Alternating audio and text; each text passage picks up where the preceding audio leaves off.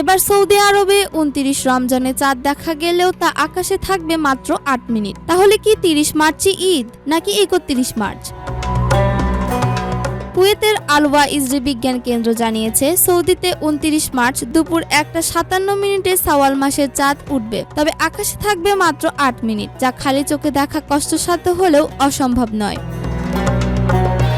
এই কেন্দ্র আরও জানায়, কিছু ইসলামিক দেশে সূর্যাস্তের আগেই চাঁদ অস্ত যাবে, ফলে সেসব দেশে ২৯ মার্চ ঈদ উদযাপিত হওয়ার সম্ভাবনা কম। তবে আমিরাতের জ্যোতির্বিদ্যা গ্রুপ বলেছে, তাদের দেশে ৩০ মার্চ সন্ধ্যায় চাঁদ দেখা যাবে এবং ৩১ মার্চ ঈদ হবে। এদিকে যদি মধ্যপ্রাচ্যে ৩১ মার্চ ঈদ হয়, তাহলে বাংলাদেশে একদিন পর অর্থাৎ ১লা এপ্রিল ঈদ উদযাপিত হতে পারে।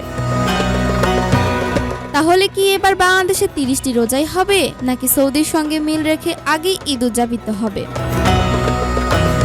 আরশিয়া আলম, RCTV।